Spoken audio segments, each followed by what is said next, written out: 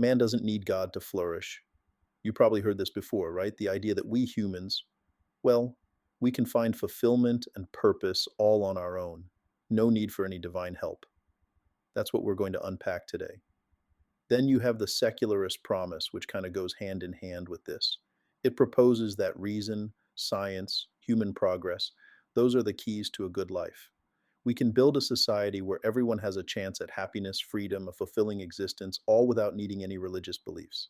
Now, on the surface, both naturalism and secularism, they sound pretty appealing, don't they? Like humanity is this self-sufficient force achieving great things through its own power. But here's where it gets interesting. When we look at these ideas through like a historical lens, we start to see some cracks. Take the Age of Enlightenment, for example. Reason and human potential were like totally celebrated back then. Thinkers genuinely believed they could create a perfect society, a utopia, just through rationality. But did it happen? Not really. Despite all the progress during the Enlightenment, we didn't reach utopia. Wars, inequality, human suffering, they all persisted. And it makes you wonder if reason and human progress are enough for us to truly flourish. Why didn't it work out that way? Now, this very question plagues some of the brightest minds of the 20th century. We're talking about the existentialist dilemma. Thinkers like John Paul Sartre, Albert Camus, even Leo Tolstoy. They all grappled with what a godless universe really meant, one that seemed totally indifferent to human suffering. And what they found was this deep sense of meaninglessness. Life without God, without any idea of an afterlife, just felt absurd. You can really see it in their writing. This desperate search for purpose in a world that doesn't seem to offer any. And, their struggle actually mirrors a much older story, one that still resonates today. The case of King Solomon. Solomon, he had it all: wealth, wisdom, power beyond imagination. But at the end of his life, he looked back and said it was all vanity, like chasing after the wind. I ignore that.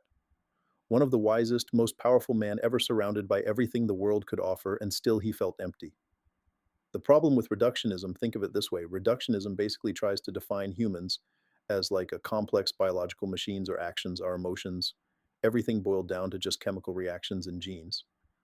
But does that really capture the richness of what it means to be human? It's like saying a beautiful symphony is just vibrations of air. Technically true, but it totally misses the beauty, the emotion, the meaning we experience. And what about things like free will, moral choices, genuine love and sacrifice? Those are parts of us that can't just be reduced to biology. They point to something more, something beyond the material world, something that makes us different. So if human potential is enough, if we're really uncontrolled, why do we still experience pain, loss, disappointment? Why do our plans fall apart? Why that feeling that something's missing? These are tough questions, and they challenge the very core of that objection that man doesn't need God to flourish. Okay, so we've really gone deep on this idea that man doesn't need God to flourish. We've looked at those naturalistic and secular viewpoints and even, touched on that existential thing, that feeling of like meaninglessness when we try to make sense of the world just through like a purely material lens. It really is wild how these questions about meaning and purpose, they just keep popping up throughout history, and they're still so relevant today.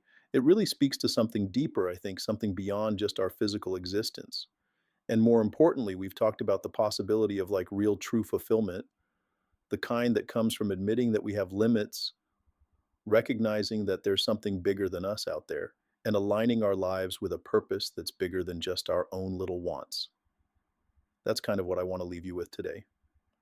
Just a final thought to like chew on as you go about your own journey of, seeking and discovering.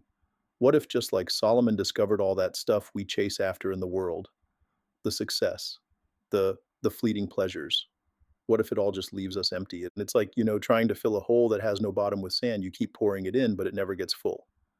What if the real source of fulfillment isn't about what we achieve or get, but about who we are at our core, about our relationship with, like something bigger than ourselves, something that connects us to a purpose that we can't even fully comprehend?